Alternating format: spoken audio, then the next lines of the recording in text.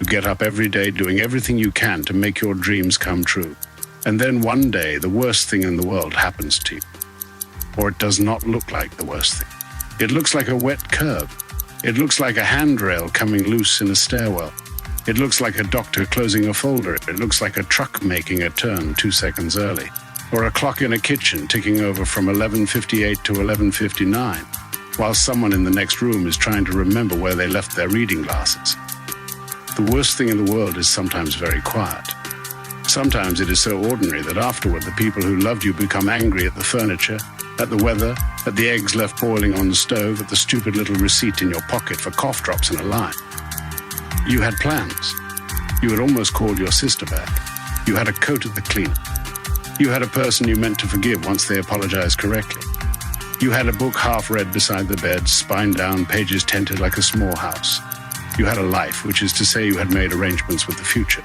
Tonight, those arrangements have been broken in an Akron stairwell, behind a Muncie bowling alley, beneath a county school on Carver Street, and in a garage behind a costume shop where a man spent years rehearsing emergencies until no one believed the last one. I have the names in front of me. I have the times where the times were given. I have the survivors, the occupations, the street corners, the strange belongings, and the things nobody at the desk knew what to do with. The day has crossed over now. Good morning, and welcome to this day in deaths.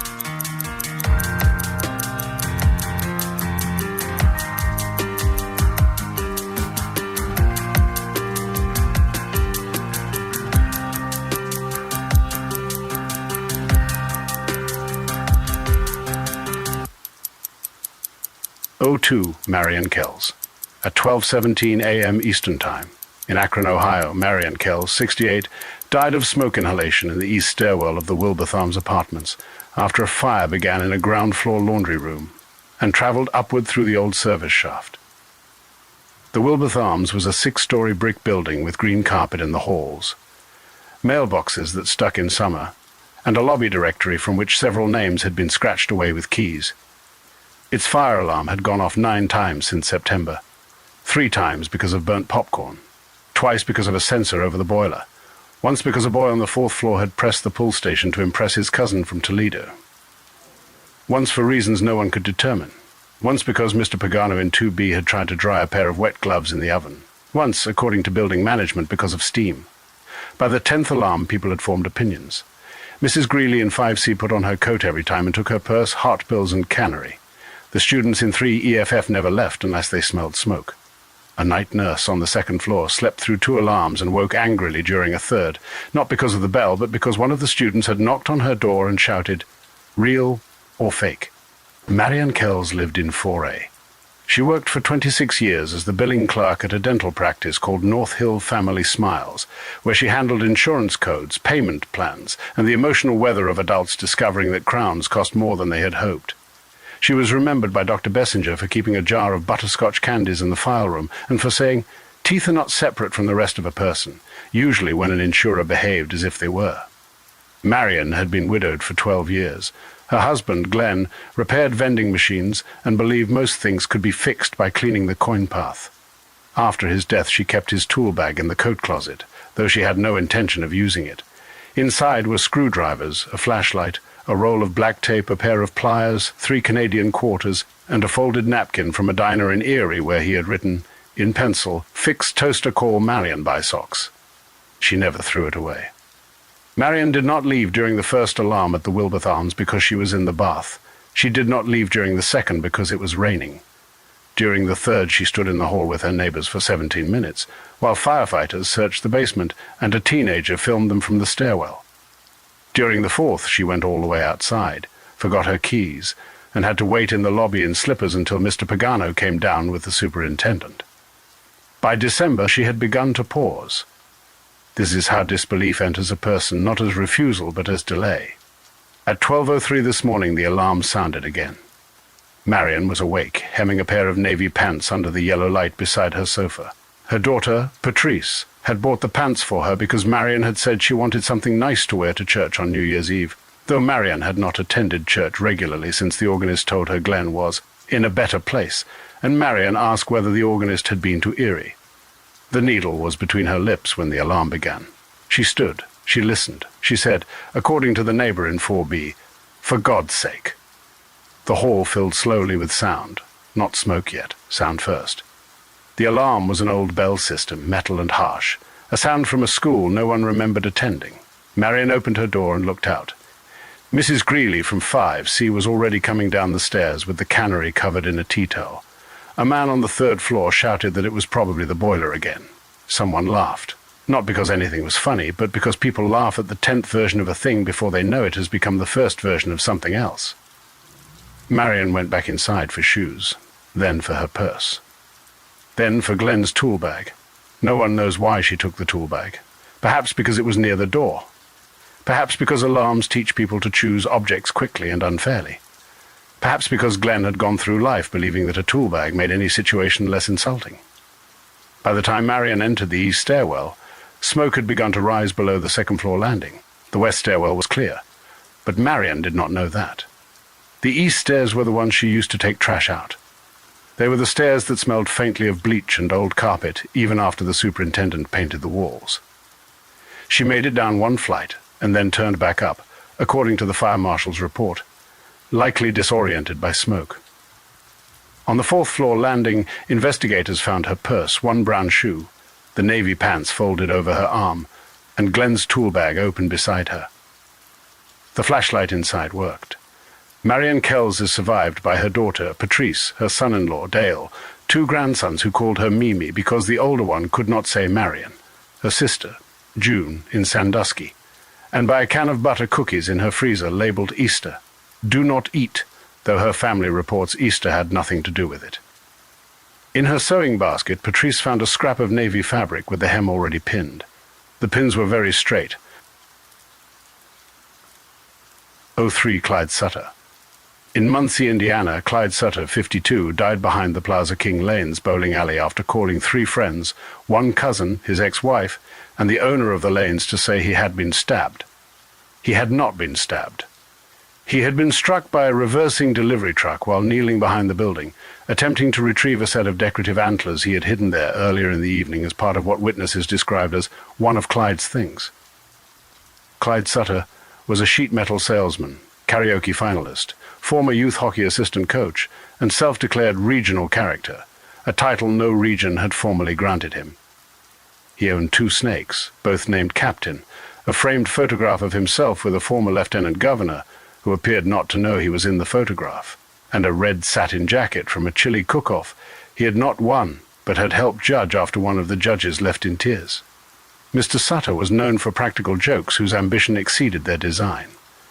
In 2011, he covered his brother-in-law's lawn with plastic forks and called it aerospace.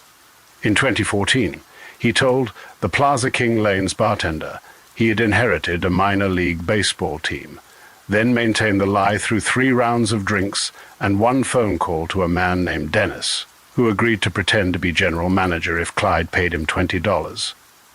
In 2018, he arrived at Thanksgiving with his arm in a sling and let his mother believe he had been injured saving a child from a parade float. The sling, his niece later determined, was from a production of Annie, Get Your Gun at the Civic Playhouse. Clyde was not generally cruel. This made him harder to stop. Cruel people create opposition. Clyde created fatigue. His jokes were not mean enough to condemn and not funny enough to forgive easily. They arrived wearing a hopeful face. They asked you to participate in your own irritation. They made the room responsible for his disappointment when laughter failed. His ex-wife, Deanne, said that living with Clyde was like being married to a smoke machine with feelings. She also said he once drove 40 miles at 2 in the morning because her sister's car had broken down, then spent the entire drive home pretending he had been recruited by federal agents at the gas station. Deanne filed for divorce 6 months later, not because of that night, she said, but because of all the nights surrounding it. The antlers belonged to the Plaza King Lanes. They had hung above Lane 12 since 1978, decorated seasonally with tinsel, plastic shamrocks, tiny flags, or sunglasses. Earlier this week, the owner, Gail Marasco, had announced that the antlers would be removed during the January renovation. Clyde objected. He said the antlers were heritage. Gail said they were dusty deer bones above a nacho machine. Clyde said there was no such thing as a nacho machine. Gail said that was not the point. At 9:40 p.m., during mixed league, Clyde unscrewed the antlers from the wall using a pocket tool and a bar stool. He carried them through the back hallway under his coat, though the antlers extended to both sides in a way that made secrecy theoretical.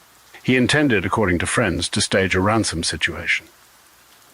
At 10:08, he called Gale from behind the building and said in a muffled voice, "If you want to see Buckminster again, bring 2 pitchers and no cops." Gale hung up. At 10:11, he called his friend Ricky and said he had been stabbed. Ricky said, "No, you haven't." At 10:12, he called his cousin Dale and said, "This time I'm serious."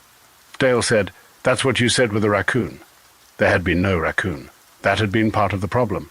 At 10:14, he called Deanne. She did not answer. The delivery truck arrived at 10:16 from Hoosier Beverage Supply. The driver, who was asked that his name not be broadcast, backed toward the rear entrance in light snow. He felt, he told police, a bump that was not a dock bump. Clyde lived for 7 minutes after the impact. During those minutes, he called Gale once more. She answered because the bartender said Clyde had stopped laughing outside. On the recording, which police have not released, but which Gale described to our desk, Clyde said her name twice and then said, "No, really." Gale went out back with Ricky, Dale, and the bartender. They found him beside the antlers, one hand still gripping the phone. The other resting on the wooden base were a plaque read Plaza King Lanes. House Champions 1982. It was not the right plaque. Clyde had apparently stolen that too. Clyde Sutter is survived by his mother, Bernice, his ex-wife, Deanne, one daughter, Kayla, who asked that nobody tell funny stories at the service unless they were actually funny. His brother Alan, his cousin Dale, the 2 snakes named Captain, and a storage unit containing fog machine fluid, baseball cards, and one box labeled "Absolutely Do Not Open," which his family opened this afternoon. It contained hats. 04 Gordon Pike. In Fallow Creek, Pennsylvania, Gordon Pike, 61, died in the basement mechanical room of the old county school after entering the building alone to investigate a warning light that had been blinking since October. Mr. Pike was the facilities supervisor for the Fallow Creek School District, a position that included, in his own words, everything a teacher thinks happened by magic: boilers, roof leaks, door closers, clock systems, locker hinges, gym floors. Thermostats protected by plastic cages because adults could not be trusted with comfort. He carried keys on a steel ring attached to his belt by a chain so heavy students could hear him before they saw him. The old county school closed in 2009 and reopened in pieces. The first floor became district storage. The gym was used for youth basketball, voting, and once, disastrously, a craft fair involving live rabbits. The second floor was off-limits. The basement held what Gordon called the old lungs, furnace equipment, ductwork, pipes, electrical panels, valves tagged by men who had retired, died, or moved to Arizona, and become impossible to consult.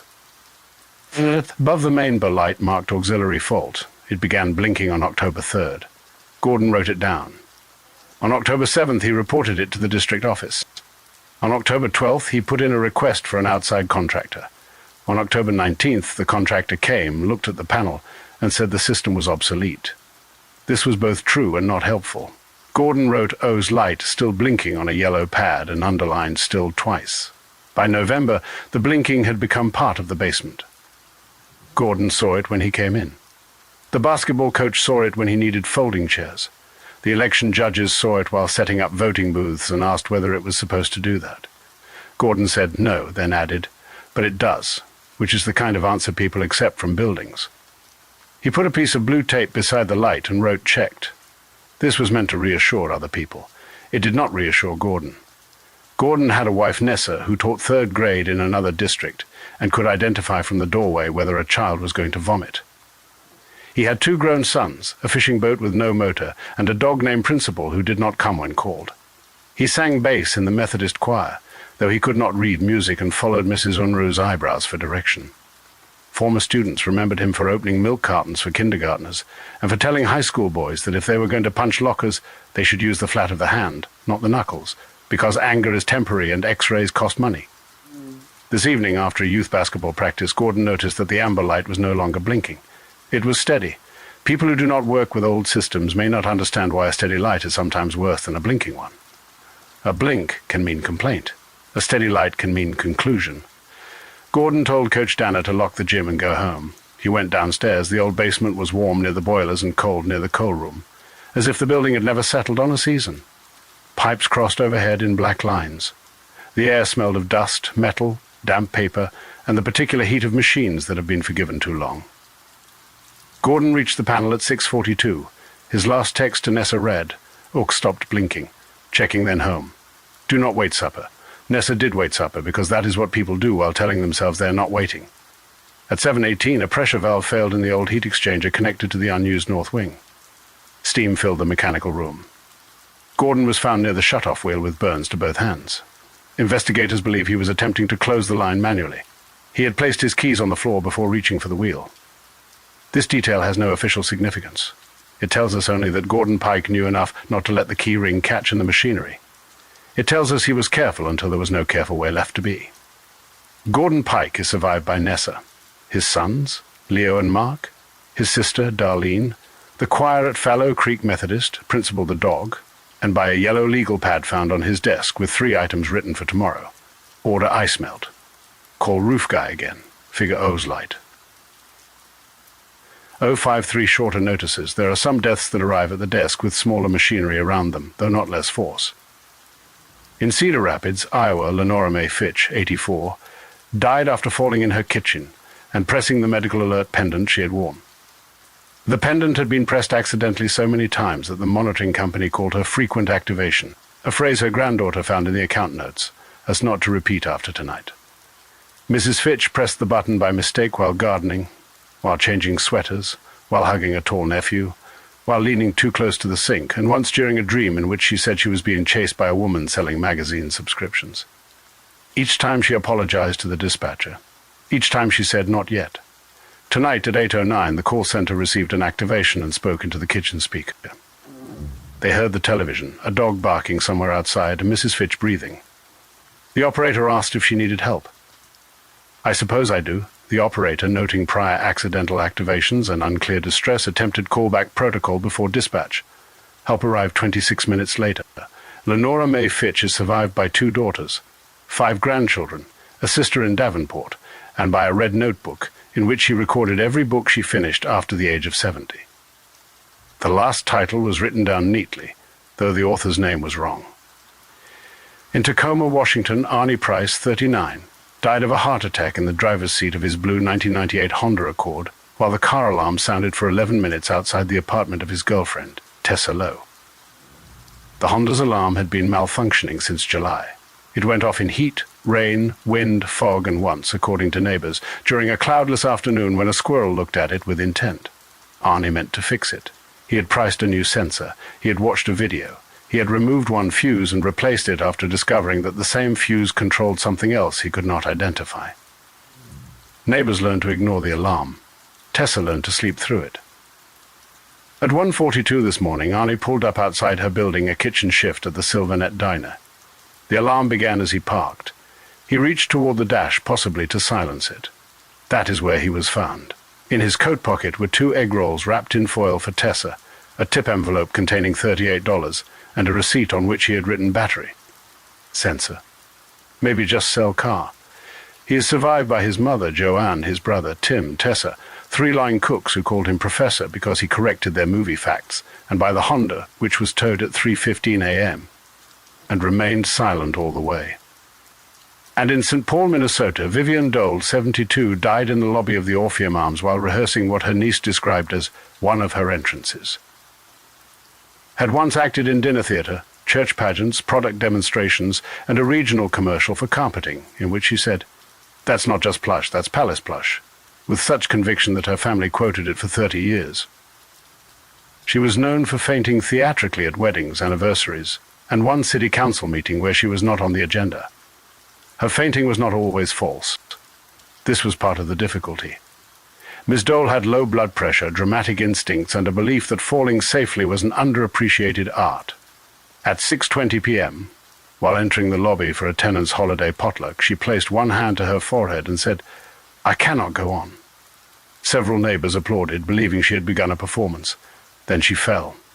The potato salad table remained untouched. For 8 minutes, Vivian Dole is survived by her niece, Margot, a nephew in Duluth, several former castmates, and by a garment bag containing 3 black dresses labeled funeral, better funeral, and the one with shoulders.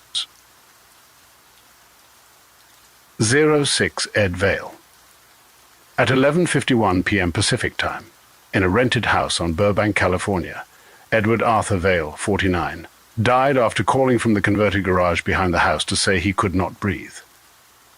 His wife, Ruth Vale, heard the telephone ring in the kitchen. It was the yellow wall phone with the stretched cord, the one that had been pulled too many times around the corner toward the stove. Ruth was at the sink, rinsing a coffee mug with the handle broken off. She let the phone ring 3 times because it often rang for Ed, and because Ed often knew she was there, and because in a marriage a ringing phone can become part of an argument before anyone touches it. Answered, Ed said, "Ruth." Then he coughed. Then he said, "No, really." That was the phrase, "We will come back to it." Edward Vale was born in Kansas City in 1939 and moved west with his mother in 1952 after his father left for a refrigeration job in Phoenix and sent 1 postcard showing a palm tree, then no forwarding address. Ed's mother, Lucille, worked at a fabric counter and later in the returns department of a department store where she became skilled at telling women that worn dresses were not defective because a party had ended badly. As a boy, Ed loved monster pictures, magic kits, funeral homes, parade floats, military uniforms, and anything that looked more official than it was. He made a radio out of cardboard and tinfoil and sat behind it announcing imaginary weather emergencies into a toothbrush. He staged a flood in the backyard using a hose, a cake pan, and 3 plastic soldiers, then cried when Lucille made him turn the hose off because the laundry was getting muddy. At 16, he wrote and directed a 23-minute film called The Moon Ate Cleveland, using a borrowed camera, bedsheets, flour, a hubcap, and his friend Perry in a papier-mâché helmet. The moon, as constructed, did not look hungry. Cleveland was represented by shoeboxes. A neighbor's collie walked through the destruction twice. Ed kept both takes because, as he later told people, a city under cosmic attack would absolutely have dogs. This was the kind of statement that made people laugh before they understood he was serious.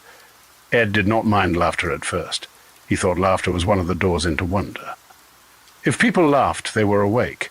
If they were awake, they might yet see the thing he had meant instead of the thing he had made. This generous misunderstanding protected him through his 20s. He moved to Los Angeles at 21 with 2 shirts, a suitcase of scripts, and a black cape he had bought from Magician's widow in Independence, Missouri. He worked as an extra, night clerk, a shipping assistant, a prop runner, film processor, a ticket taker at a revival house, and for 6 weeks a telephone solicitor selling storm windows in a city where storms did not require that much window. He married Ruth Berman in 1968. Ruth was a bookkeeper for a costume rental company on Magnolia Boulevard. She had narrow handwriting, a good singing voice she used only while alone, and an ability to find missing invoices in piles of paper that had defeated louder people. She met him in looking for police uniforms, a bridal veil, 2 monk robes, and something a scientist would wear after losing credibility. Ruth asked whether he had a purchase order. "I have a vision." Ruth said, "That's not the same column. He told that story at parties for years." Ruth said he told it because it made her sound like a door that had opened after pretending to be locked. She did not object. Not then. Ed's films, if we can call them films, were acts of attempted rescue performed on very little money. He rescued monsters from being merely monsters by giving them speeches. He rescued ghosts from silence by giving them grievances. He rescued mad scientists from madness by giving them mothers. He rescued himself repeatedly by writing scenes in which a man in a cape entered too late and declared that everything which had seemed foolish was in fact part of a larger plan. The plans were not larger. They were taped together. He shot in garages, alleys, basements, unused offices, borrowed living rooms, and once in the back room of a plumbing supply warehouse after convincing the owner that exposure would be tremendous for pipe. His crews were friends, debtors, drunks, magicians, clerks, dental assistants, 1 actual actor, who said they were actual actors, and Ruth, who handled money, food, phone calls, costumes, continuity, and apology. The fake blood was corn syrup and red dye until the ants came. Then it was stage blood borrowed from a theater. Then ketchup in emergencies. Then a mixture Ed invented and refused to identify because he said every director deserved secrets.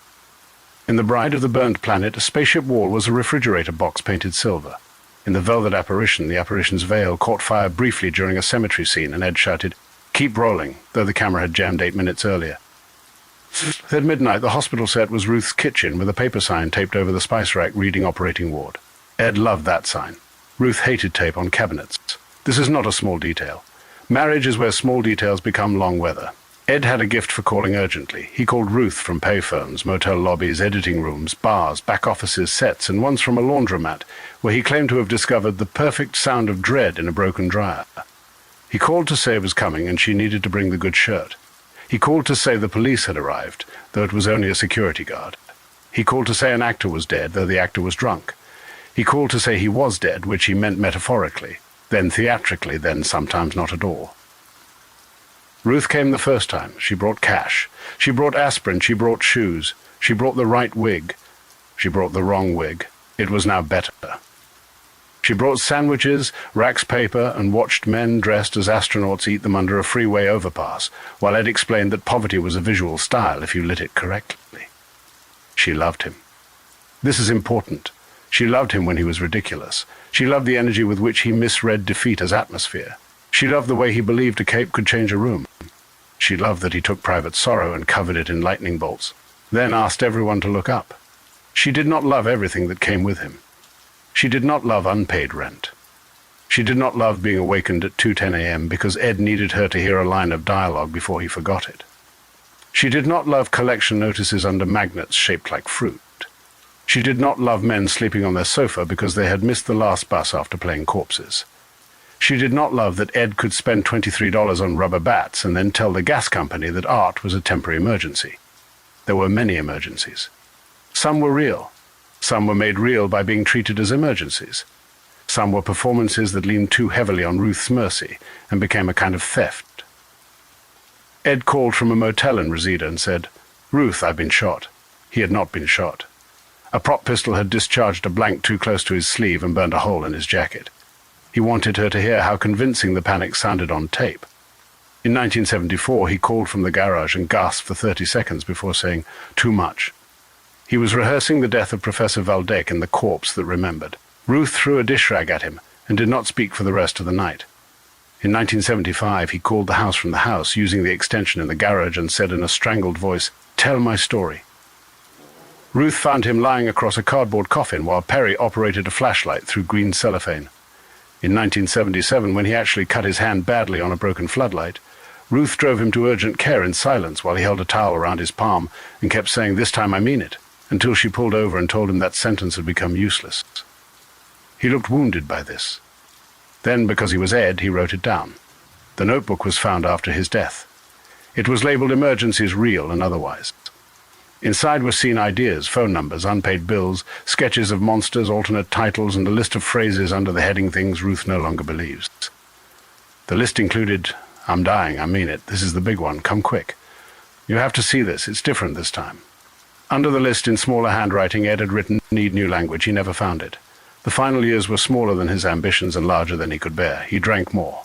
He worked less. He sold costumes he later needed and borrowed them back from people who had bought them out of pity. Ruth took extra bookkeeping work.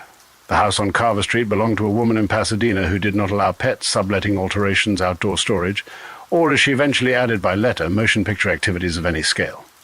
Ed kept the garage.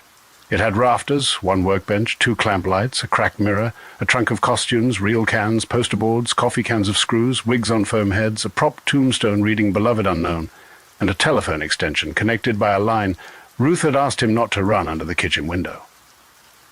On the night of his death, Ed had been working on what he called a personal picture. There is no evidence it had financing, cast, distributor, or coherent plot. The title appears in several places as The Last False Alarm, The Man Who Cried Midnight, Signal 9, and Ruth, Pick Up. The pages found on the workbench include a scene in which a man calls his wife from another room to tell her the house is full of smoke, but there is no smoke. Then there is smoke, but by then the wife has put water on for tea. Ed had crossed out the tea. Beside it he wrote, "Too cruel." At 10:58 p.m., Ruth spoke with her sister Elaine in Pasadena. Elaine later told police Ruth sounded tired but ordinary. Ruth said Ed was in the garage killing himself for the picture, a phrase Elaine understood as marital weather. Ed 11:20 Ruth from the garage and asked whether they small tape recorder. Ruth said no. Ed said this was impossible. Ruth said, "Then find it." At 11:31, he called again and asked her to come listen to something. She said she was balancing the rent. He said it would take 1 minute. She said 1 minute had never taken 1 minute with him. At 11:44, Ruth heard a crash from the garage. She did not go out. This is the sentence that will punish her, though it should not be allowed to do so alone. She had heard many crashes from the garage. Cardboard fell. Clamp lights fell. Men fell while pretending to be shot. Shelves fell because Ed believed brackets were mostly decorative. Once, an entire castle wall collapsed and revealed the washing machine behind it. At 11:45, Ed called again. Ruth answered. He was breathing hard. She said, "I'm not doing this." He said, "Ruth." She said, "No." He said, "No, really." She closed her eyes. There are phrases that die before the people who need them. Ruth told him to stop using that line. He tried to speak. On the kitchen counter were the rent ledger, a blue pencil, the broken mug, 2 envelopes, and a jar of instant coffee with the label peeled halfway off. Ruth looked at these things while listening to the receiver.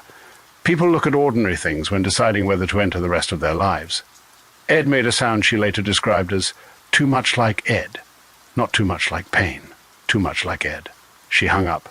At 11:51, according to the coroner's report, Edward Arthur Vale died of cardiac arrest brought on by a combination of heart disease, alcohol-related complications, and exertion. He was found at 12:08 by Perry Lask, who had come by to return a rubber octopus and saw the garage light on. Ed was on the floor beside the workbench. One clamp light had fallen. A real can had opened. The telephone receiver hung down, turning slowly at the end of its cord. Near his hand was a script page. The scene heading read, "Interior garage, night." Below it, in Ed's handwriting, the man realizes the alarm is real because no one comes. Edward Vale is survived by Ruth, by his mother Lucille, now in a care home in Van Nuys, by Perry Lask, by Elaine Berman, who never liked him and cried anyway, by 17 unfinished scripts, by the foam heads, by a black cape with a torn lining, by 4 cans of film that may or may not contain usable images, and by a garage full of objects that had once been waiting for their cue. Ruth has not yet decided what to keep. She has placed the phone extension in a cardboard box. On top of it she wrote, in pencil, "Do not throw away yet." 07 Ansel Reeve. A listener in Fresno sent us the next name shortly before 2 this morning. Ansel Reeve, 44, died in the emergency room waiting area of St. Bridget Hospital after sitting quietly for 37 minutes with what he described to the intake nurse as some chest pressure, not dramatic. Mr. Reeve was a high school speech teacher, debate coach, amateur birdwatcher, and the sort of man people described as calm when what they meant was difficult to read. He had a soft voice, good shoes, and the habit of beginning complaints with "I hate to bother anyone," which is a dangerous sentence in the mouth of a person whose body has become serious. He taught students to project. He did not. Mr. Reeve had spent years telling teenagers that how something is said affects whether people hear it. He coached them to stand evenly, open the ribs, send the voice toward the back wall, and never apologize before making a point. His classroom had a poster reading "Speak so the room can find you." No one knew where he had bought it. Several students suspected he made it himself. He was divorced, though gently. His former wife, Leah, said he had the emotional volume of a library after closing, which she did not mean unkindly.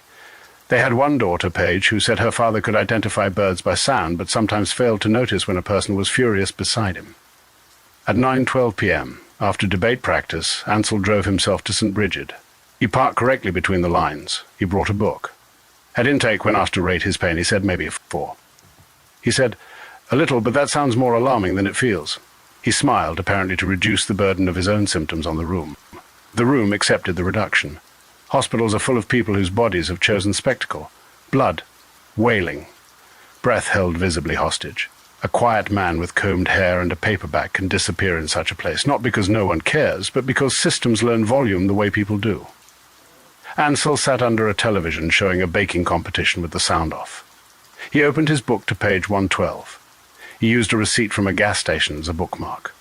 On the back of the receipt he had written 3 student names and the phrase "slow down the joke." At 9:49 he stood halfway, then sat again. At 9:51 a woman across from him asked if he was all right. He said, "I think I should have made more of a fuss." Those were his last recorded words. Ansel Reeve is survived by Paige, by Leah, by his mother, Iva, by the speech and debate team at Fresno Central High School, and by a pair of binoculars on his kitchen table beside a field guide open to the page for the common poorwill, a bird known, among other things, for going still until it is almost indistinguishable from the ground around it. 08, the recording. There is one more item before we close. It returns us to Carver Street, to the garage behind the rented house, to Edward Vale's last unfinished picture, whatever title it would have finally carried. This afternoon, Perry Lask found the small tape recorder. It was not missing. It was in the cardboard coffin, under a coil of extension cord and a woman's silver shoe from a picture Ed never finished because the actress moved to Oregon and became a dental hygienist. The tape inside was labeled, "False alarm test, Ruth version do not erase." Perry brought it to Ruth. She did not want to play it. Then she did. The recording is poor. There is hiss, room tone, a bump against the microphone, Ed breathing too close, Ed breathing theatrically, Ed stopping himself and beginning again. The first voice on the tape is Ed's. "No, really," he says. Then he stops. A chair creaks. He says, "No, that's no good." More silence. Then he says, in a different voice, quieter, "Ruth, I know what this sounds like." The tape continues. There is a cough, not the final cough. A rehearsal cough. A cough by a man attempting to understand how much of the body belongs in art, and how much should be left alone. Then Ed says, "If I ever say it, and it is real, I don't know how you're supposed to know." After that, there is a long silence. Longer than performance usually allows. In the silence, faintly, from the house, a kettle whistles. Or perhaps it is feedback. Or perhaps it is one of the small machines in the garage complaining to itself because no one has unplugged it. Then Ed laughs once, very softly, not because the line is funny, because it is true and he has no place to put it. Ruth stopped the tape there. Perry told her there might be more. Ruth said, "I know." She has not played the rest. On the workbench, investigators also found the script page from the last false alarm or Signal 9 or Ruth, Pick Up, or The Man Who Cried Midnight. The title does not matter as much as Ed would have believed, though it would have mattered to him, and therefore it matters some.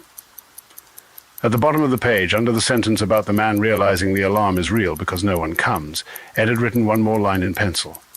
It was not dialogue. It was not direction. It was not even exactly an apology. It read, "Need a sound nobody can rehearse." 09 closing roll call. Tonight we remember Marion Kells, who waited one alarm too long and carried her husband's tools into the stairwell. Clyde Sutter, who made a joke of distress until distress had to use the same door. Gordon Pike, who knew a steady light could be worse than a blinking one. Lenora Mae Fitch, who pressed the button and said, "I suppose I do." Arnie Price, whose car finally went quiet. Vivian Dole, who had practiced falling until no one knew when to catch her. Edward Arthur Vale, who spent his life making emergencies out of cardboard, syrup, light, and need. And Ansel Reeve, who taught others to speak so the room could find them. The day is over now. The clocks will begin again without them. This has been This Day in Deaths. Good night.